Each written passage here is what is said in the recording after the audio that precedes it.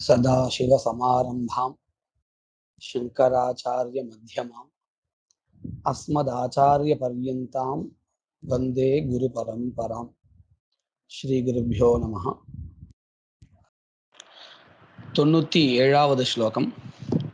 तदा अतिप्रेम्णोद्यत्पुलकभरमङ्कं रघुपतिर्बलात् लज्जाविष्टामपि समधिरोप्यावनिसुतां प्रफुल्लाभ्यामन्तः प्रणयरसम् अत्युत्कटमिव प्रवर्षन्नक्षिभ्यामिदमवदत् अत्यन्तमुदितः. இந்த ஸ்லோகத்தினுடைய பதச்சேதகம்.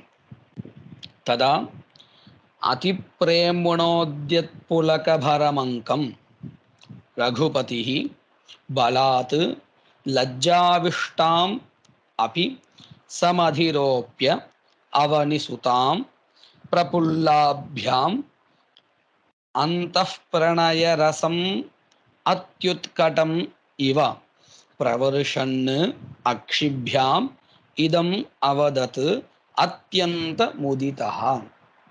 இப்போ போன ஸ்லோகத்துல நாம பார்த்தோம், விபீஷணனால கொடுக்கப்பட்டதான அந்த புஷ்பக விமானத்தில் ஏறி சென்றார்கள். இப்போ அந்த பிரயாண சமயத்துல என்ன நடக்கிறது அப்படிங்கிறத காண்பிக்கிறார் கவி. ததா அப்பொழுது, எப்பொழுது இவர்கள் அயோத்தியை நோக்கி புஷ்பக விமானத்தில் செல்கையில்,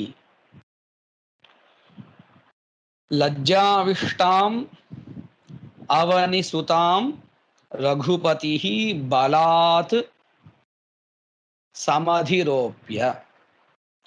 லஜ்ஜாவிஷ்டாம் வெட்கத்துடன் கூடியவளை, அவனிசுதாம் பூமி புத்திரியான சீதையை, பலாத் வலுக்கட்டாயமாக அர்த்தம். வலுக்கட்டாயமாகன்னு சொன்னா என்ன அர்த்தம்ங்கிறது நம்ம பார்க்க போறோம். ரகுபதிஹி ராமன், அதிப்ரேமுணோத்யத் புலகபரமங்கம், அங்கஹா அப்படின்னா மடி, அங்கம் அங்கத்தில், சமதிரோப்ய சீதையை தன்னுடைய மடியில் உட்கார வைத்து விட்டு. ஆனா சீதை எப்படி இருக்கா அப்படின்னு கேட்டா, லஜ்ஜா விஷ்டா. லஜ்ஜான்னா வெக்கம், வெக்கத்தினால சூழ்ந்திருக்கா அப்படின்னா வெக்கத்தோடு இருக்கா. பெண்களுக்கு ஆசை இருந்தாலும் அந்த வெக்கம் தடுக்கும் இல்லையா? அப்பேற்பட்ட ஒரு நிலையிலே இருக்கக்கூடியதான சீதை, அவளை, அந்த சீதையை, லஜ்ஜாவிஷ்டாம் வெக்கத்துடன் கூடியவளை, பலாத்து பலவந்தமாக, இங்க பலவந்தமாகன்னு சொன்னா ஒரு பிரணயம், இரண்டு பேருக்குள்ளார இருக்கக்கூடியதான ஒரு பிரியம், ஒரு காதல். இந்த இடத்துல அது பலாவிஷ்டாம்ங்க ஒரு தவறான அர்த்தத்துல இல்லை. வலுக்கட்டாயமாக தன்னுடைய மடியில் உட்கார வைத்து. எப்பேற்பட்ட மடி அது அப்படின்னு கேட்டா, அதி பிரேமுணோத்யத் புலகபரமங்கம். அதின்னா மிகவும் அதிகமான, எது ரொம்ப அதிகமா இருக்கு? பிரேமா, சீதையின் பால் இருக்கக்கூடியதான ஒரு பிரியம் மிகவும் அதிகமா இருக்கு. அந்த வசத்தினால, பிரியத்தினால என்ன ஆறது? புலகபரம். புலகம்னா இந்த ரோமாஞ்சம்னு சொல்லுவோம், மெய் சிலிர்த்தல்னு சொல்லுவோம் இல்லையா? இந்த மயிர் கூச்செறிதல் அப்படின்னு சொல்லுவோம் இல்லையா? அந்த ஒரு, அதைத்தான் இங்க புலகபரம்னு சொல்லுவோம். அப்படி இருக்கக்கூடியதான ஒரு மடி யாருடையது? ராமனுடையது. ஏன்னா அவருக்கும் பிரியம் ஜாஸ்தி, இவ்வளவு நாள் பிரிஞ்சு இருக்கா வேற. புலகபரம், இப்படியாக மெய்கூச்செறிதல் அதனுடன் கூடியதான அந்த மடியில் ரகுபதிஹி ராமன், அவனி சுதாம் பூமி புத்திரியை சீதையை, பலாத்து பலவந்தமாக, லஜ்ஜாவிஷ்டாமபி வெட்கத்துடன் கூடியவளாக இருந்த போதிலும் அந்த சீதையை சமதிரோப்பிய உட்கார வைத்து கொண்டு, உட்கார வைத்து என்ன பண்றாரு பார்க்கிறார். அந்த பார்வை எப்படி இருக்குன்னு அழகா வர்ணிக்கிறார் பாருங்க. பிரபுல்லாभ्याम् अन्तः प्रणयरसम् अत्युत्कटमिव. பிரபுல்லாभ्याम् அக்ஷிபியாம்னு 4வது பாதத்துல இருக்கு, அதுக்கு விசேஷனம் இது. அக்ஷிபியான்னா கண்களால், இரு கண்களால். ராமன் தன்னுடைய இரு கண்களால் பார்க்கிறார். எப்பேற்பட்ட கண்கள் அது? பிரபுல்லாभ्याम्, அழகா விரிஞ்சு இருக்கு, மலர்ந்து இருக்கு. சந்தோஷத்துல, ஒரு துக்கத்துல இருந்தா குறுகிய பார்வையா இருக்கும், சந்தோஷத்துல இருந்தா மலர்ந்து இருக்கும் இல்லையா? அந்த பார்வையே அவளுக்கு அவளுடைய மனநிலையை வந்து சீதைக்கு சொல்லிடும். அப்பேற்பட்ட ஒரு பார்வை. பிரபுல்லாபியாம் அக்ஷிபியாம், நன்கு விரிந்ததான கண்களால், அந்த கண்களும் என்ன பண்ற மாதிரி இருக்கு அப்படின்னு கேட்டா, அந்த பிரணய ரசம் அத்யுத் கடமிவா. அந்த பிரணயா அப்படின்னா இந்த மனசுக்குள்ளார இருக்கக்கூடிய பிரணயம்னா காதல். சீதையின் மேல் இருக்கக்கூடியதான அந்த பிரியம், அது அந்த ரசம் இருக்கே பிரணய ரசா பிரியம், அது அத்யுத் கடமிவ பொங்கி வழிகிறது போல. அந்த பொங்கி வழிகின்றதான அந்த பிரியத்தை இந்த கண்கள் பொழிகிறதாம். பிரவருஷயன் இவ, கண்கள் வழியாக வெளிப்படுத்துகின்றதை போல. கண்களால வெளிப்படுத்த முடியுமான்னா எதுவும் ஜலம் வெளில வர்றதுக்குன்னு கேட்டா அப்படி இல்லை. அது போல உள்ளுக்குள்ளார சீதையின் மேல இருக்கக்கூடியதான அந்த பிரியம் மிகவும் அதிகமாகி அது கண்கள் வழியாக வெளிப்படுகின்றதை போல பிரவருஷன்னு இப்பேற்பட்ட கண்களால் பார்த்து கொண்டு, சீதையை பார்த்து கொண்டு பிரவருஷன்னு இதம் அவதத்து. யார் சொன்னார்? ரகுபதி. எப்பேற்பட்ட ரகுபதி? அத்தியந்தம் முதிதா, மிகவும் சந்தோஷம் அடைந்ததான. ஏன்னா இவ்வளவு நாள் சீதை எவ்வளவு கஷ்டப்பட்டிருப்பா, அதெல்லாம் முடிஞ்சு இப்போ சீதை தன்கிட்ட வந்து சேர்ந்திருக்காங்கிறதுனால ஒரு மிக பெரிய சந்தோஷம் இருக்கு. அந்த சந்தோஷத்துடன் கூடியதான ராமன் அத்தியந்த முதிதா, முதல் பாதத்துல இருக்கக்கூடியதான ரகுபதி. ரகுபதி இதம் அவதத்து, கண்களால் நன்கு பார்த்து தன்னுடைய காதல் வெளிப்படுகின்ற அளவுக்கு தன்னுடைய பார்வையால பார்த்து சீதையை பார்த்து சொல்றார். இதம் இவ்வாறாக மேற்கொண்டு ஸ்லோகத்தை வரக்கூடிய விஷயத்தை அவதத்து சொன்னார். என்ன சொன்னார்? அடுத்த ஸ்லோகத்தை பார்ப்போம். 98வது ஸ்லோகம். துர்தெய்வ பரிபாகேன துஷ்டராட்சசமாயயா பிராப்தானுபூதம் சங்கலேஷம் சர்வம் சுதனு விஸ்மர. என்ன சொல்லியிருக்காருன்னு பார்க்கறதுக்கு முன்னாடி நம்ம இந்த ஸ்லோகத்துடைய பதச்சேதா. துர்தெய்வ பரிபாகேன, துஷ்டராட்சச மாயையா பிராப்த அனுபூதம் சங்க்லேஷம் சர்வம் ஹே சுதனு விஸ்மர. ஹே சுதனு, இந்த சிற்றிடையாள்னு சொல்லுவோம். தனுன்னா அதுலயும் சுதனு, மிக அழகான உருவம் கொண்டவளே சீதையே. துர்தெய்வ பரிபாகேன, தெய்வம்னா இந்த இடத்துல நம்மளுடைய விதியை சொல்றது. அமரகோஷத்திலையும் பார்க்கலாம். தெய்வம் திஷ்டம் பாகதேயம் பாக்யம் ஸ்திரீ நியதிர் விதி. தலை விதின்னு சொல்றோம் இல்லையா, தலை எழுத்துன்னு சொல்றோம் இல்லையா, அந்த விதியை தான் இங்க தெய்வம்னு சொல்றான். அதுலேயும் நல்ல விதமான ஒரு நமக்கு விதி இருந்ததுன்னு சொன்னா நல்ல விஷயங்கள் நடக்கும். ஒரு துர்தெய்வமா இருந்தால் கெடுதல் நடக்கும். அந்த துர்தெய்வத்தை தான் சொல்றான். அந்த விதினா என்னது? நாம பண்ணிருக்கக்கூடியதான புண்ணியமோ பாபமோ அதிலிருந்து வரக்கூடியதான பலன் இல்லையா, அதைத்தானே விதின்னு சொல்றோம். அதனுடைய பரிபாகேன, அதுவும் துர்தெய்வ பரிபாகேன, ஒரு தவறான ஒரு பாபம்னு வச்சுப்போம். பாபம், அந்த பாபத்தினுடைய ஒரு பலனாக இவையெல்லாம் நடந்திருக்குன்னு சொல்ல போறார். அது மட்டும் இல்லை, துஷ்ட ராட்சச மாயையா, தவறாக இருக்கக்கூடிய ஒரு ராட்சசன், அந்த ராட்சசனுடைய மாயையினாலும் பிராப்தானுபூதம் சங்கலேஷம், உன்னால பயங்கரமான ஒரு கடினமான ஒரு கிளேசமானது, துக்கமானது அனுபூதம் அனுபவிக்கப்பட்டுள்ளது உன்னால். ஆனால் சர்வம் இதம், எல்லா விதமான அந்த துக்கங்கள் அனுபவிச்சே அது எல்லாவற்றையும் விஸ்மர மறந்துரு. இது எல்லாமே ஒரு தலைவிதியினுடைய வசமாகத்தான் நடந்திருக்கு, ஒரு துஷ்ட ராட்சசனுடைய வசமாக தான் நடந்திருக்கு. அதனால உனக்கு நடந்ததான நீ அனுபவிச்சதான இந்த துக்கத்தை எல்லாத்தையும் விஸ்மர மறந்து விடு அப்படின்னு ஆறுதல் கொடுக்கிறார். யாருக்கு? சீதைக்கு. அடுத்த ஸ்லோகம் 99வது. பிரியே ஜனகஜே நிஜம் குணமபிஷ்டு ராவணः புரா யதுபயார்த்தக பிரதிகிரா நிரஸ்தத்வயா तदस्मदभितुष्टये अजनि हनुमदुक्तं क्रमात् तथा प्रतिवचोद्भुतं வத கதம் தவ பிரத்யபாத். முன்னாடி ஸ்லோகத்துல ஒரு ஆறுதல் வாக்கியம் கூடி அந்த சீதையினுடைய மனதை தேர்த்தனார். இப்போ ஓரளவுக்கு மனதளவுல திருடம் வந்தாச்சுன்னு சொன்னதுக்கு அப்புறம் ஒரு விஷயம் கேட்கிறார் சீதை கிட்ட. என்ன கேட்கிறாருன்னு பார்க்கறதுக்கு முன்னாடி இந்த ஸ்லோகத்தினுடைய பதச்சேதத்தை சொல்லிடுவோம். பிரியே ஜனகஜே நிஜம் குணம் அபிஷ்டுவன் நிஜம் குணம் அபிஷ்டுவன் ராவணः புரா யத் உபயார்த்தக பிரதிகிரா நிரஸ்தः त्वया தத் அஸ்மத் அபிதுஷ்டயே. அஸ்மத் அபிதுஷ்டயேன்னு ஒரே பதம். அஜனி ஹனுமத் உக்தம், இதுவும் ஒரே பதம். ஹனுமதுக்தம் கிரமாத் ததா பிரதிவச்சः அத்புதம் வத கதம் தவ பிரத்யபாத். பிரியே ஜனகஜே, அன்பானவளே, ஜனகபுத்திரியே, சீதையே, புறா முன்பு, எதற்கு முன்பு? இப்போ ராமர் கிட்ட சீதை வந்தாச்சு. இதற்கு முன்னாடி ராவணன் கிட்ட இருக்கிற சமயத்துல இந்த துக்கம் அனுபவிக்கையில புறா முன்பு ராவணஹா நிரஸ்தஹா துவயா, ராவணன் உன்னால் நிராகரிக்கப்பட்டான் அல்லது ஒதுக்கப்பட்டான். யாரால்? துவயா, உன்னால். அதுவும் எப்பேற்பட்ட ராவணன் அப்படின்னு கேட்டா, நிஜம் குணம் அபிஷ்டுவன்னு. நிஜம்னா ஸ்வகீயம், தன்னுடையதான எது?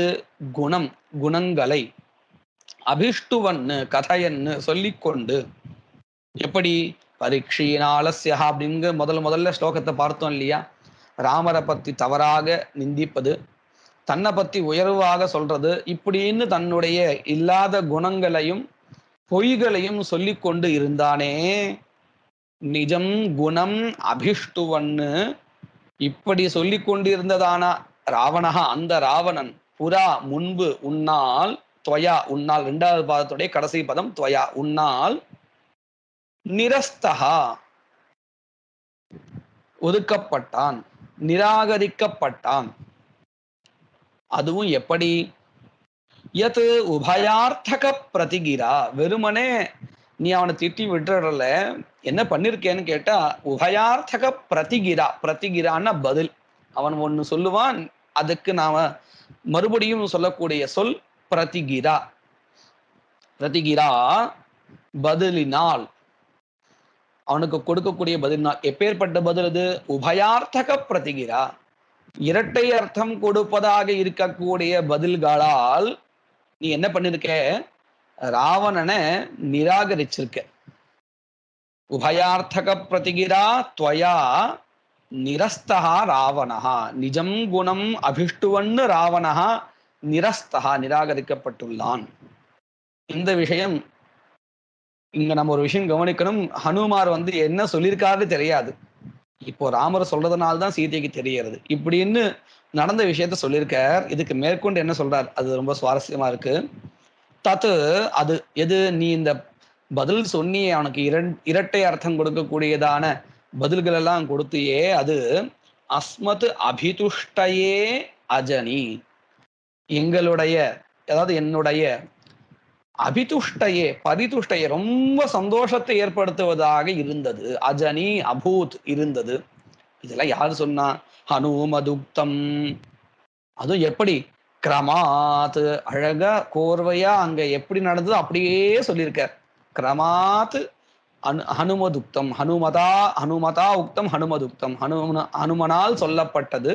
கிரமாத், ஒரு கோர்வையாக அழகாக என்ன நடந்தது அப்படியே சொல்லப்பட்டது. அது தது அஸ்மாகம் அபிதுஷ்டயே ஆசித், எங்களுடைய அந்த சந்தோஷத்துக்கு காரணமா இருந்தது, ரொம்ப திருப்தியா இருந்தது.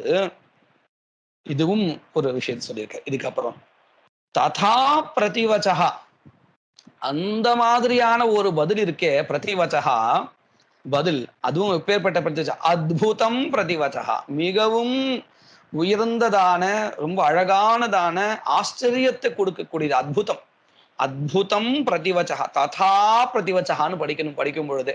அப்பதான் அதோடைய சுவாரஸ்யம் கூடும். அப்பேற்பட்டதான ஒரு பதில்கள் இருக்கே அத்புதம் வச்சஹா, இது இப்பேற்பட்ட அந்த பதிலானது கதம் தவ பிரத்யபாத் வத, கதம் எவ்வாறு தவ உனக்கு பிரத்யபா தோன்றியது வத அப்படின்னு அன்பா கேட்கிறார்.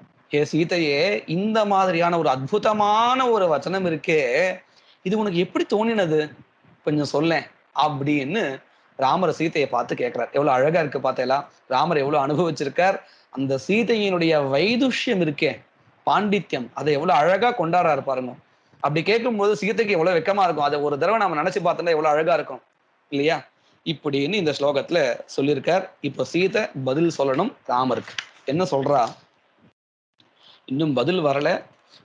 இப்படி கேட்கும் பொழுது சீதை சொல்ல ஆரம்பிக்கிறாள் அப்படிங்கறது இந்த ஸ்லோகத்துல வரக்கூடியதான 100வது ஸ்லோகத்துல சொல்ல போறார். இத்யாதரேன பிருச்சந்தம் பிரேமதः பிராணவல்லபம் உவாச்ச தேவி மந்தாக்ஷரமிதம் வச்சः. பதச்சேதः. இதி ஆதரேன பிருச்சந்தம் பிரேமதः பிராணவல்லபம் உவாச்ச தேவி மந்தாக்ஷரமிதம், மந்தாக்ஷரம் இதம் வச்சः. இதி இவ்வாறாக, ஆதரேன பிருச்சந்தம் ரொம்ப பிரியத்தோடு கேட்பவர், ஆதரகன இங்க பிரியம்னு அர்த்தம். ஆதரேன பிரியத்தினால், பிருச்சந்தம் பிரேமதா பிராணவல்லபம், பிராணவல்லபா ராமஹா இல்லையா, மிக வல்லபான பிடித்தவன் பிரியமானவன் அர்த்தம். பிராணவல்லபா உயிருக்கும் மேலானவன் அப்படின்னு எல்லாம் சொல்றோம் இல்லையா. உயிர் எந்த அளவுக்கு விரும்புகிறோமோ அந்த அளவுக்கு விருப்பம் உடையவன், பிரியத்தை உடையவன் பிராணவல்லபா. அந்த பிராணவல்லபம் ராமம், பிரியமான ராமனை பார்த்து ஆதரேன பிருச்சந்தம், அதுவும் ஏதோ எங்கிருந்து பார்த்து எடுத்த இந்த விஷயத்த அப்படின்னு அந்த விஷயத்தை தெரிஞ்சுக்கிறதுக்காக இல்லை, பிரேமதா பிரேம, இந்த பிரிய சீதையை மேல இருக்கக்கூடியதான பிரியத்தினால கேட்கக்கூடியவர். நீ எந்த டெக்ஸ்ட் எல்லாம் பார்த்த, எந்த புஸ்தகத்தெல்லாம் இதுக்காக ரெஃபர் பண்ண, அதெல்லாம் எனக்கு கொடுங்க கேட்கறதுக்காக இல்லை. இதெல்லாம் பிரேமதா அன்பினால கேட்கிறார். இத்தியாதரேன பிருச்சந்தம் பிராணவல்லபம், மிகவும் பிரியத்தோடு கேட்கக்கூடியதான ராமனை பார்த்து தேவி உவாச்ச, தேவி சொன்னால், சீதை சொன்னால். என்ன சொன்னா, அதுவும் எப்படி சொன்னால்னு சொல்றா. மந்தாக்ஷரமிதம் வச்சஹா, வெட்கத்துடன் கூடியவளாக குறைச்சலான வச்சனத்தை கொண்டு சொல்ல ஆரம்பிக்கிறா. பொதுவா நம்ம இந்த மாதிரி அதுவா நான் ரொம்ப சிரமப்பட்டு சொன்னேன் அப்படின்னு ஒரு உற்சாகத்தோட சொல்ல ஆரம்பிச்சிருவோம். அப்படி சொல்லலை சீதை. ஏன்னா சீதை மேற்கொண்டு இந்த இரட்டை அர்த்தங்கள் தோன்றக்கூடியதான சொல்லக்கூடியதான பதங்கள் எப்படி வந்ததுன்னு சொல்ல போறா. அதை உத்தேசிச்சு முன்னாடியே இந்த பதம் போட்டிருக்கா. மந்தாக்ஷரம் இதம் வச்சஹா. மந்தாட்சம் சொன்னா வெட்கம், வெட்கத்துடன் கூடியவளாக, மந்தாட்சரமிதம் அல்பாட்சரமிதம் ரொம்ப குறைச்சலான பதங்கள், வளவளான்னு பேசல, ரொம்ப குறைச்சலான பதத்தை உவாச்ச சொன்னால். மந்தாட்சம் ஹ்ரீ ஸ்ரபா விரீடா லஜ்ஜா சா அபத்ரபா அப்படின்னு பர்யாய பதங்கள் நம்ம அமரகோஷத்துல பார்க்கலாம். மந்தாட்சம்னா வெட்கம், வெட்கத்துடன் கூடியதாக குறைச்சலான பதங்களை இந்த ராமனை பார்த்து சொல்ல ஆரம்பிக்கிறா சீதை. என்ன சொல்றா, 101வது ஸ்லோகம். தேவத்வச்சரணாரவிந்த யுகள தியானாமிருதஸ்வாதன வியாசக்தாமபி மாம் துருக்திமசக்ருத் ரக்ஷோதமே ஜல்பதி क्रोधस्यैव बलात् किमपि उदभवत् प्रत्युत्तरं मन्मुखात् श्लिष्टार्थत्व चमत्क्रियात्र तु तवैवानुग्रहान्नान्यथा. அழகா சொல்ற பதச்சேதம். முதல்ல தேவ त्वच्चरणारविन्दयुगल ध्यानामृतास्वादन व्यासक्ताम्, இதுவரையில் ஒரு பதம். अपि மாம் துருக்திம் அசகிருத் ரக்ஷோதமே ஜல்பதி क्रोधस्य एव बलात् किमपि उदभवत् प्रत्युत्तरं मन्मुखात् ஸ்லிஷ்டார்த்தத்வ சமத்கிரியா அத்ர து தவ ஏவ அனுகிரகாத் ந அந்யதா. தேவா, ஹே ராமனே, கணவனேன்னு அர்த்தம். அது மரியாதையை கொடுக்கறதுக்காக தேவா. நான் எப்படி இருந்தேன், எப்படி இருக்கக்கூடியதான என்ன இந்த ராவணன் துன்புறுத்தினான் அப்படின்னு கேட்டா, துவச்சரணாரவிந்த யுகல தியானாமிருத ஆஸ்வாதன வியாசக்தாம். துவச்சரணம் அப்படின்னா தவச்சரணம், துவச்சரணம் உன்னுடைய பாத அரவிந்தம், தாமரை போன்ற பாதங்கள். தவ உன்னுடைய, அதான் துவத் அப்படின்னு சமாசாரிச்ச மாறிடும். தவ சரணாரவிந்த யுகழம் அப்படின்னு அர்த்தம். உன்னுடைய தாமரை போன்ற இரு பாதங்கள். யுகலம்னா இரண்டு, இரு பாதங்கள். அதை தியானிக்க கூடியவன் யாரு? இந்த சீதை. தியானாமிருதம், இந்த தியானம் பண்றதற்கே அதுவே ஒரு அமிர்தம் அப்படின்னு அர்த்தம். அதுவே ஒரு சந்தோஷத்தை கொடுக்கக்கூடியது எனக்கு.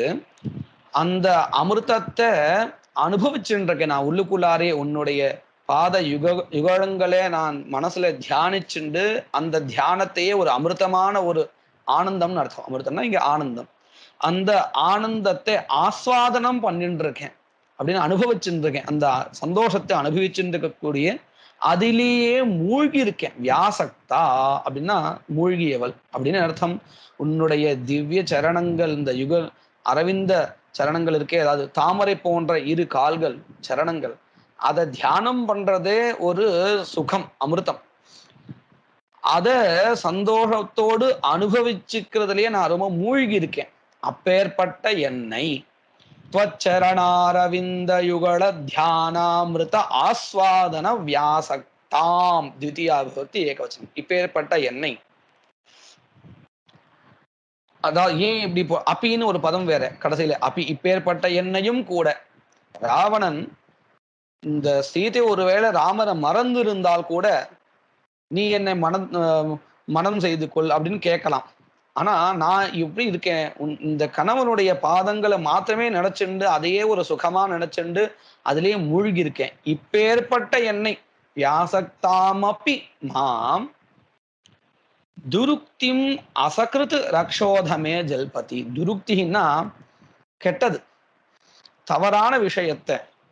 ரக்ஷோதமே ஜல்பதி, ராவணன் மறுபடியும் மறுபடியும் அசகிருத்துன்னு இருக்கு இல்லையா? அசகிருத்துனா ஒரு தடவை, அசகிருத்துனா பல தடவை. பல தடவை இந்த துருக்தியே, தவறான விஷயத்தை ரக்ஷோதமே ஜல்பதி மறுபடியும் மறுபடியும் ராவணன் சொல்லிக்கொண்டு இருக்கையில் என்ன வரும்? நமக்கு கோபம் வராதா? அதுதான் சீதை சொல்றா, நான் இப்படி ஒரு தியானத்துல இருக்கும் பொழுது மறுபடியும் மறுபடியும் அந்த தவறான வார்த்தைகளை சொல்லும் பொழுது கோபம் வருமா இல்லையா? அந்த கோபத்தினால நான் பதில் சொல்ல ஆரம்பிச்சிட்டேன். குரோதஸ்ய ஏவ குரோதசையேவ காரணத்துவம். அதாவது இந்த கோபம் தான் என்ன பண்றது? பலாத்து கிமபி உதபவத் பிரத்யுத்தரம். கோபத்தினால இப்படி தப்பு தப்பா பேசுறானே, என்னுடைய கணவனை பத்தி தப்பு தப்பா பேசுறானேங்கிற அந்த கோபத்தினால என்ன ஆயிடுறது? பலாத்து, என்னையும் அறியாமல் ஒரு பலவந்தமாக உள்ளிருந்து பிரத்யுத்தரம் உதபவத், பதிலானது தானாவே எழுந்து வெளில வருது, தானாவே பதில் வருது. பலாத்து, அதுவும் எப்படி பதில்? ஏதோ ஒரு பதில், நான் யோசிச்சுலாம் சொல்லலை அப்படின்னு அர்த்தம். சுபாவத்தா சீதையினுடைய உள்ளிருந்து அந்த கோபத்தினால வார்த்தைகள் வருது. அவருடைய சுபாவமே அப்படித்தான். நாம சில இடங்கள்ல சரித்திரங்கள்லாம் பார்க்கும் பொழுது சில பேர் இப்படி எல்லாம் பண்ணியிருக்கா இல்லையா? சிவனை பத்தின ஒரு பக்தி தனக்கு எப்படி இருக்கு அப்படின்னு தெரிஞ்சுக்கிறதுக்காக பெரியவாலாம் என்ன பண்ணியிருக்கான்னா, அந்த ஊமத்தங்காலாம் சாப்பிட்டு நான் என்ன உளறேங்கிறத பார்த்துக்கோ அப்படின்னு சொல்லும் பொழுது அந்த உளறலும் கூட சிவபரமான ஸ்லோகங்களாதான் இருந்தது. அப்படின்னா என்ன அர்த்தம்? அவர்களுடைய உள் மனதிலும் கூட அவங்க நினைச்சாலும் சரி நினைக்கலைனாலும் சரி அதுதான் இருக்கு, இந்த சிவபக்தி தான் இருக்கு. அதை போல இப்போ சீதைக்கு இந்த இடத்துல என்ன தெரிகிறது இப்படி சொல்றதுனால? ராவணன் கோபத்தை உண்டாக்கியிருக்கான், அந்த கோபத்திலையும் தன்னை அறியாமலும் கூட ஏதோ ஒரு பதில் வருது. அந்த பதிலும் கூட தன் கணவனை பற்றியதான உயர்வான ஒரு எண்ணம் தான் வெளிப்படுறது அந்த பதில்களிலும். அப்போ அந்த சீதையினுடைய உள் மனதிலும் அவன் நினைச்சாலும் நினைக்கலைன்னாலும் ராமனை பத்தி தான ஒரு உயர்வான எண்ணம் தான் இருக்கு. அதனால தானே பதிவிரதான்னு சொல்லிட்டு இருக்கோம். பதிவிரதைகளுக்கு தான் இப்படி இருக்கும். அதைத்தான் இங்க சொல்றார். பலாத் சீதை என்ன சொல்றான், குரோதாத்து அந்த கோபத்தினால, பலாத்து ஒரு நான் என்ன அறியாமலேயே தானாகவேன்னு அர்த்தம். பலாத்து கிமபி பிரத்யுத்தரம் உதபவத்து, ஏதோ ஒரு பதில் தானாவே வெளிவந்து விட்டது. ஏதோ ஒரு பதில், அதுவே எப்படி இருக்கு பார்த்தேலா. அது அது மட்டும் இல்ல, சீதை மேற்கொண்டு என்ன சொல்றா, மண் முகாத் என்னுடைய முகத்திலிருந்து பிரத்யுத்தரம் பதிலானது பலாத் கிமபி உதபவத், என்னுடைய முகத்திலிருந்து ஏதோ ஒரு பதில் வந்துடுத்து. ஆனால் ஸ்லிஷ்டார்த்தத்துவ சமத்கிரியாது அத்ர, அத்ர இந்த பதில்ல இந்த ஸ்லிஷ்டார்த்தத்துவம் சமத்காரம்லாம் இருக்கே, அதாவது இரட்டை பதில், ஆம், கொஞ்சம் இன்டைரக்டா சொல்றது, இந்த மாதிரியான சமத்காரங்கள்லாம் இருக்கே, இதெல்லாம் இது தூ அப்படின்னா அதுவோ வெனில், எதுவோ வெனில், நான் சொன்ன பதில் கோபத்துல தானா வந்துடுது. ஆனா அந்த கோபத்துல இருக்கக்கூடியதான சமத்காரமோ ஸ்லிஷ்டார்த்தமோ இரட்டை அர்த்தங்களோ இவையெல்லாம் என்னால வந்தது இல்ல. தவை இவ அனுகிரகாத்து, உன்னுடைய ஒரு அனுகிரகத்தினால தான் வந்தது. எவ்வளவு ஒரு பணிவு பாருங்க சீதைக்கு, எவ்வளவு ஒரு பணிவு பாருங்க. பூமியை விட பொறுமை அப்படிங்கறது பிரசித்தமா தெரியும். ஆனா பணிவு பாருங்க. தவைவ அனுகிரகாத்து, தவ ஏவ, தவ அனுகிரகாத்து மட்டும் இல்ல, உன்னுடைய அனுகிரகத்தினால மட்டும்தான், ந அந்யதா வேற எந்த ஒரு காரணத்தினாலும் இல்ல. எவ்வளவு அழகா சொல்றா இல்லையா. இப்பேற்பட்ட இரட்டை அர்த்தங்கள் எல்லாம் வந்ததே, பதில் சொன்னது நான் என்னுடைய கண்ட்ரோல்ல இருந்து இல்ல, தானா கோபத்துல வருது. அதுலயும் வரக்கூடியதான சிலிஷ்டார்த்தங்கள்லாம் உன்னுடைய ஒரு அனுகிரகத்தினால அப்படின்னு சீதை ராமருக்கு பதில் சொல்றான்.